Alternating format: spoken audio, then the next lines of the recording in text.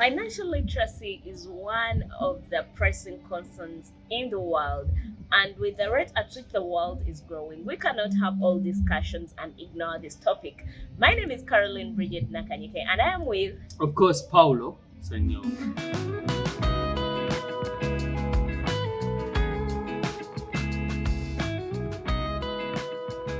You're welcome to our episode tonight. Hello, Paulo. Hello, Carol. How have you been? I've been well. The youths have different issues, and financial literacy is one of them. What are some of the financial mistakes that young people make? There are a number, but to mention the most common ones. One is spontaneous spending, call it impulsive spending, where they do not spend on a budget, but they spend as and when they wish, depending on what is happening around them. It doesn't have to be planned. So unplanned spending is the most common one.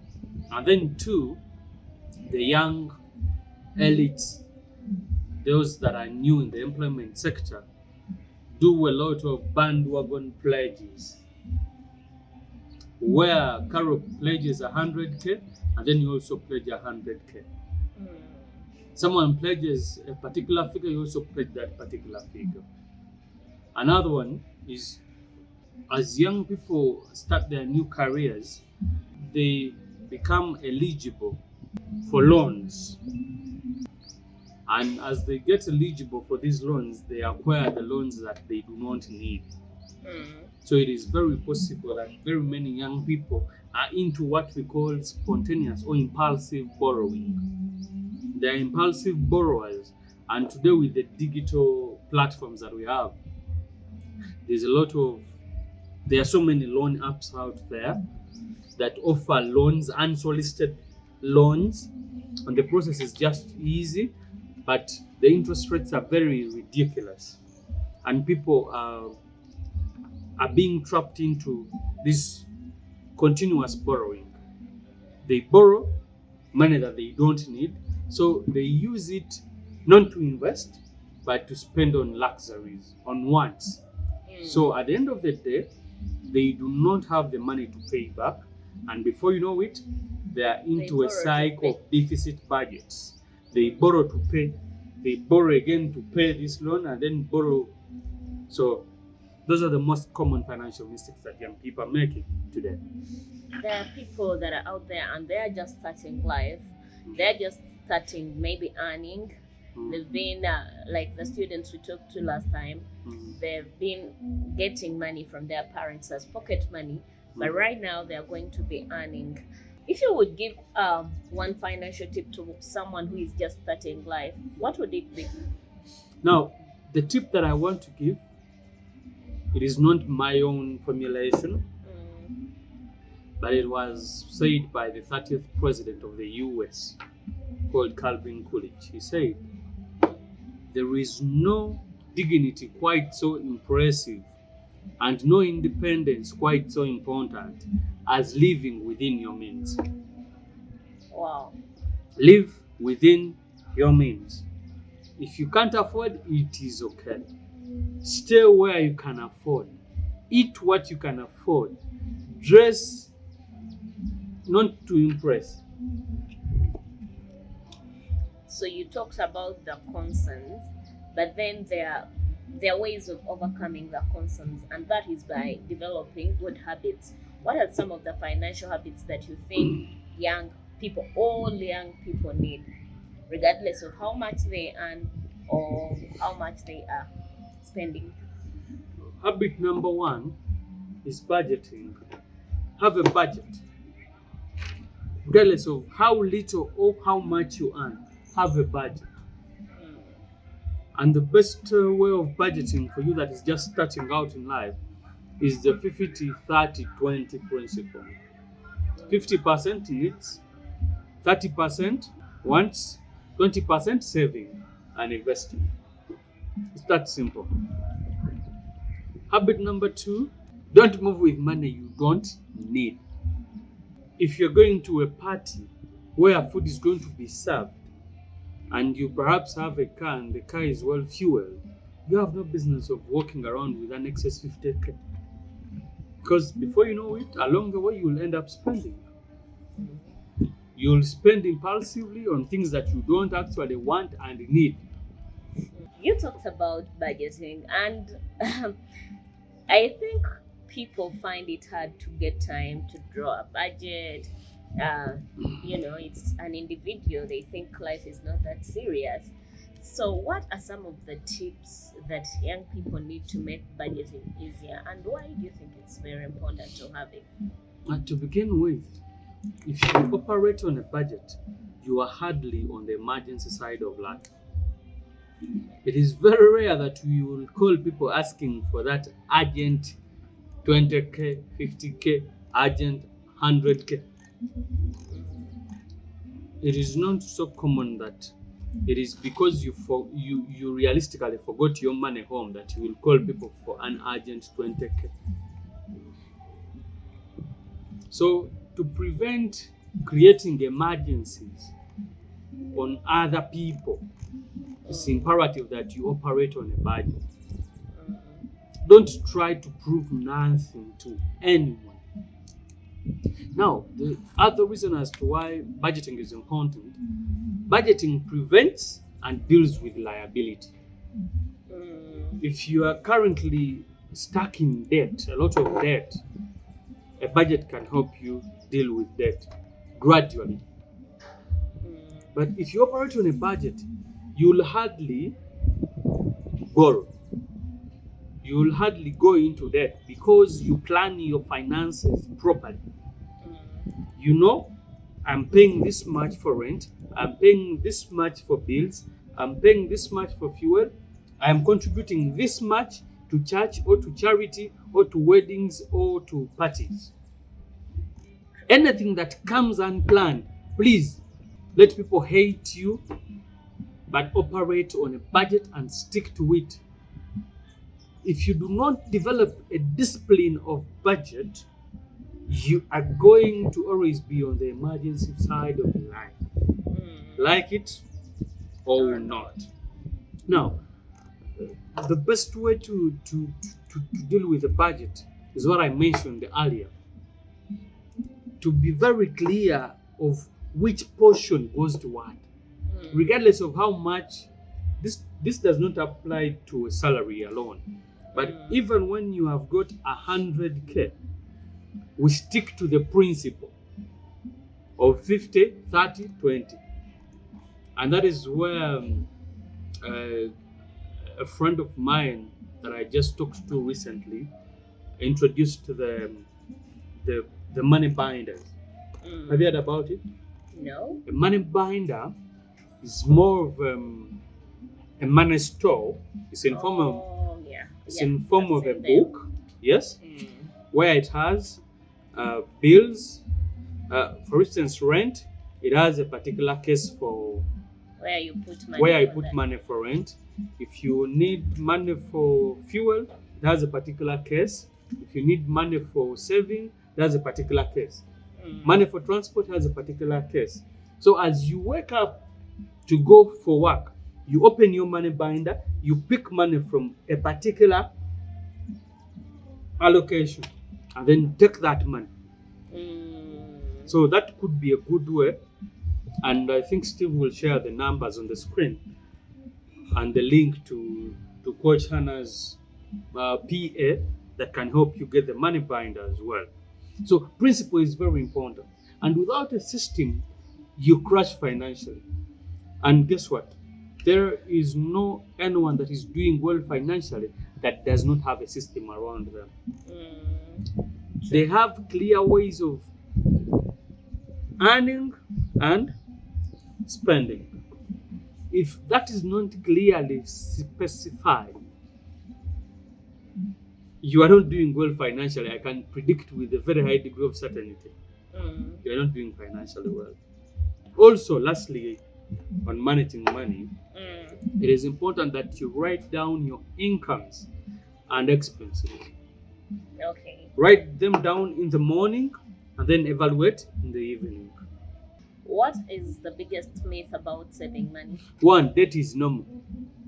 Mm, 2, you can't save your way to wealth. mm, Now, I've had so many people say that you can't save your way to wealth, that actually they say obugaga si kusonda. mm. But again, if you do not have the foundation value of saving, you cannot invest.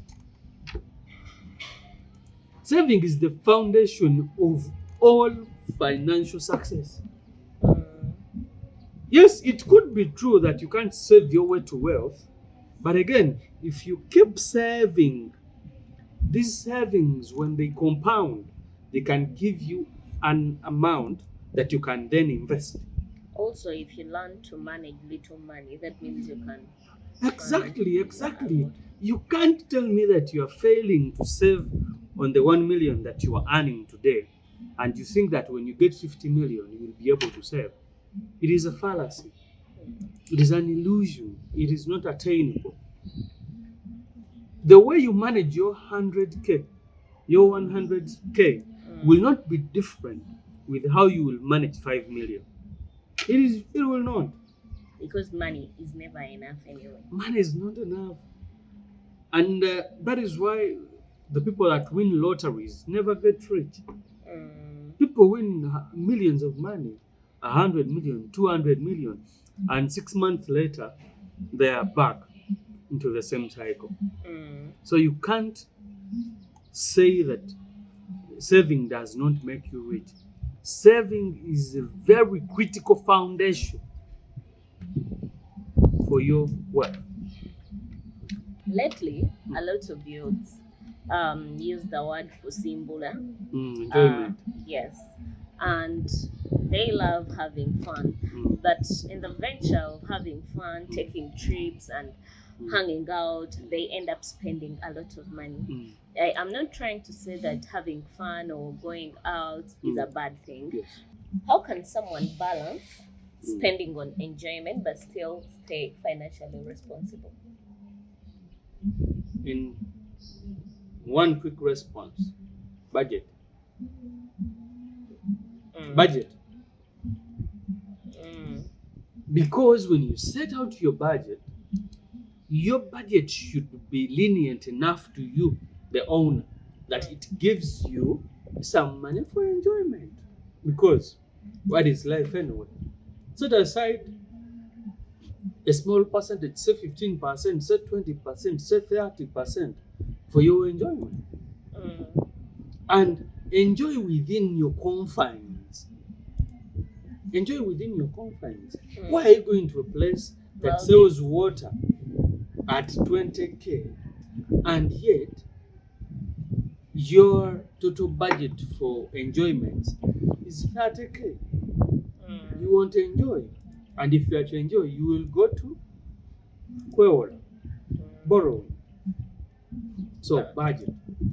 How can young people start investing with little money? What is investing in the first place? Investing is allocating anything with the hope of return. That is why you grew up hearing your parents say, we have invested in you by educating you. They expect something in return. So, how can young people invest? It is not true that for you to invest, you need 20 million, 15 million, 30 million. There are safe and realistic avenues of investing. And what are some of them? Number one is what we call treasury bills and bonds. These are government securities that are the safest that I know. That even if the government changes, you're being paid with interest in the next government. Treasury bills and bonds gives you an average of about 14% per annum. So if, for instance, you save your 300,000 monthly with discipline for 12 months, you are assured of 14% of 3.6. So in essence, your money accumulates to over 4 million in the first year. And that money keeps on compounding. Okay. It keeps on compounding. And in the next 15, 20 years, you can build a portfolio of about 100 million. It is as simple as it sounds, but again, it requires discipline to keep saving, to keep investing continuously. Then, for you that has just started working, there's what we call fixed deposit accounts. For you to open up a fixed deposit account, you need to have a primary account. For instance, you have a savings account, and then you go open up a fixed deposit account.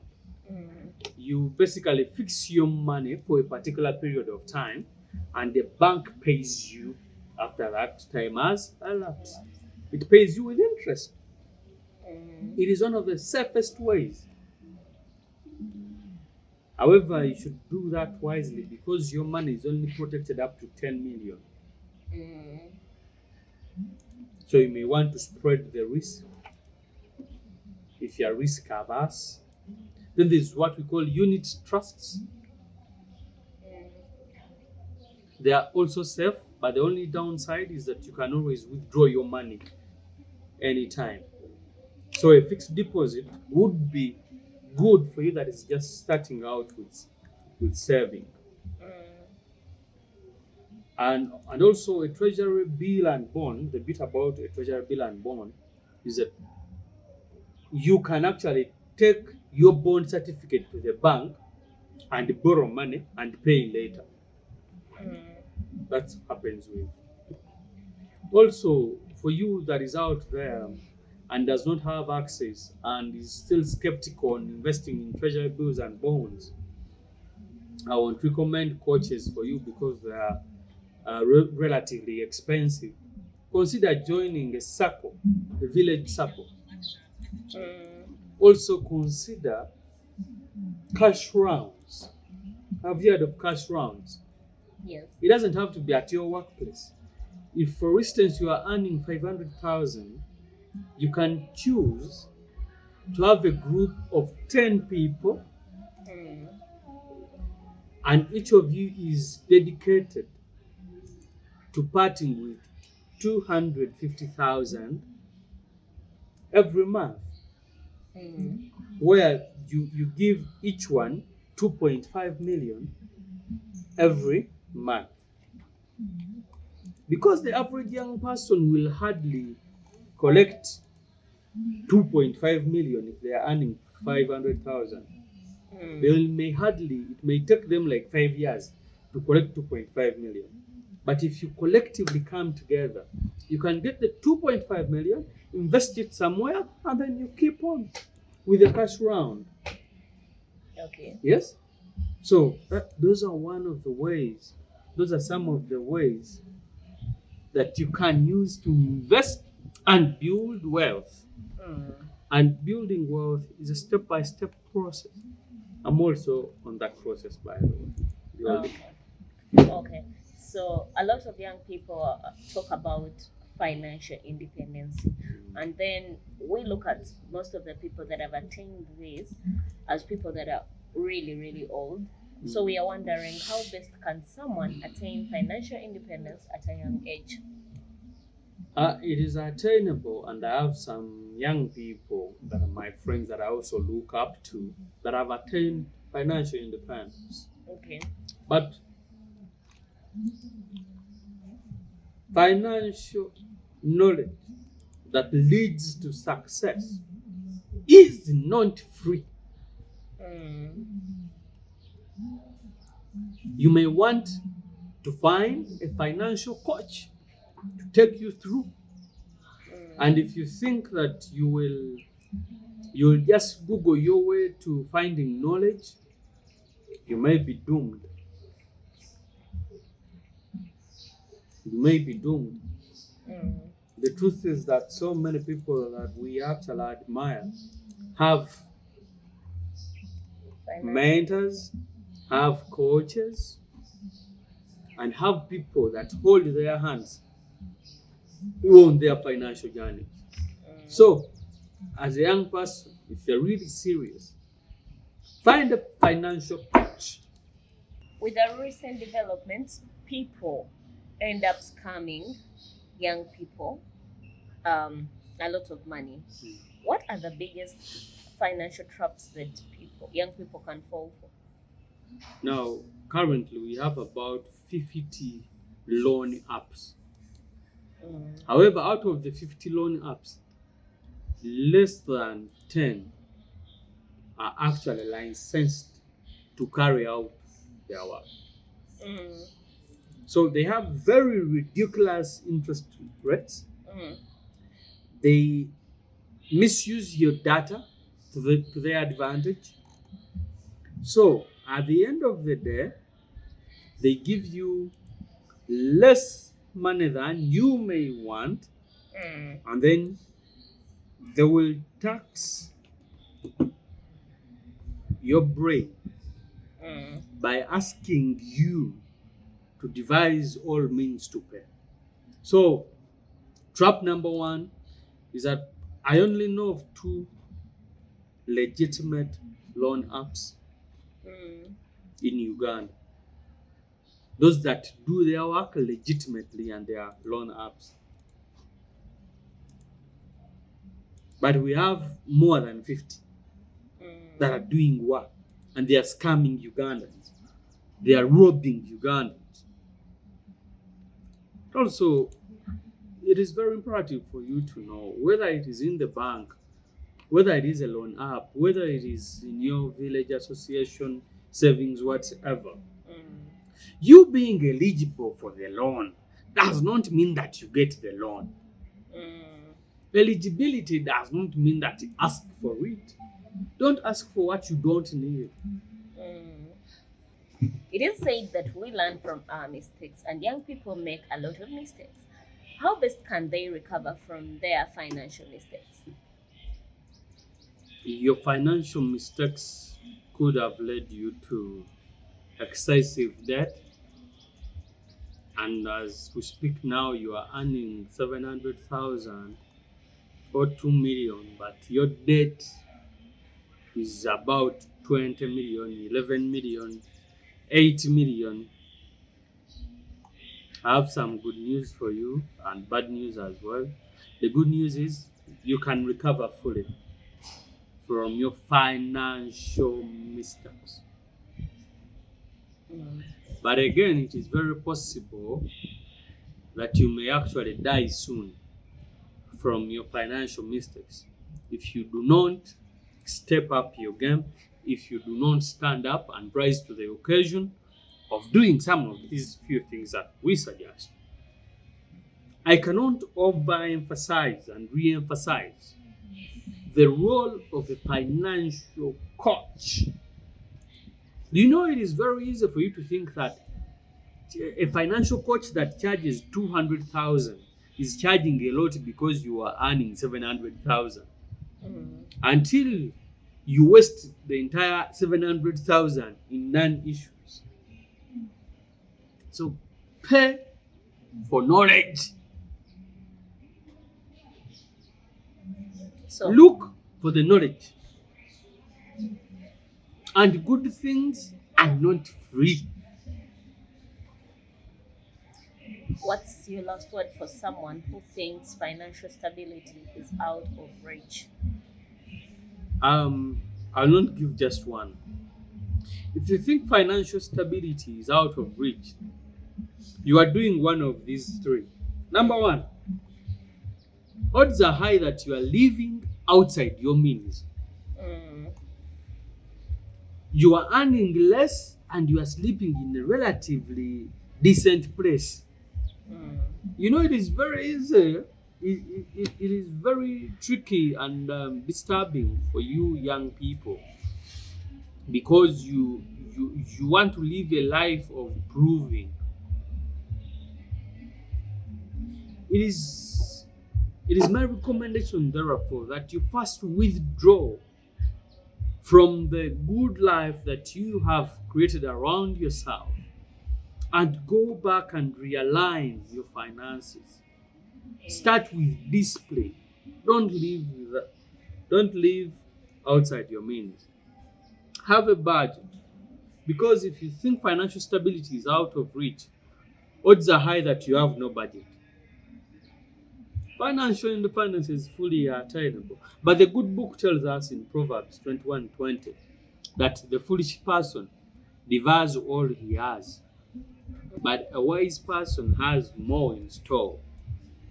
But financial independence is fully attainable. But discipline is the name of the game. Okay, we hope you have learned a lot and we hope you learn the discipline. I hope this changes your financial status in one way or the other. So we have always talked about it, but remember, some of our audience is in schools. Why do you think financial literacy is not prioritized in schools? Can you teach what you don't know? Absolutely. You have the answer there. Then number 2 is the current curriculum right now is already heavy. And even with the new curriculum that we actually have, schools are still struggling with fulfilling requirements. So, but I must state this as well. A certain research shows that financial literacy will increase commitment of learners because they are actually wired, their brains are wired to love and want money. That answers the question. Okay. So since this is not taught in schools, it's taught in some schools but not emphasized as such, how can young people self-educate themselves about financial literacy? We have a number of financial gurus. To mention but a few, I have the permission of Coach Hana. She's good and she organizes these financial seminars and workshops. We have one Newton Gutereva. I've met him at the Man Cave, one of those spaces that advocate for men's well-being. He's a financial proven guru, and so many others. So go for workshops, go for seminars, go for these retreats, and also come for the Survey Youth Annual Leaders Summit. We bring financial coaches to these conferences. So that informs you that you can actually learn more about what we just discussed in our upcoming workshop that is going to happen in June. So there are lots of books, podcasts. There is a lot of knowledge out there. So if someone does not have the money to attend or the finances to get a coach, what are some of those resources that you think that they can access on the internet and elsewhere? You can send an email to chamamethod@gmail.com. 2, if you have access to a phone, go to YouTube and type omuntu wa wansi, Andrew Chamagero omuntu wa wansi. He has a lot of information to do with finances that can actually shift your thinking, because the finance game is a mindset game. Have you even watched the Survey Youth podcast on TikTok and YouTube and Instagram? There's a lot of information still on finances. Then there is a book called The Psychology of Money by Morgan Housel. Then we have one of our very own, a Rotarian, by the way. She's called Rotarian Nulu Nalyombia. She has a new good book. This one is for the ladies, most especially.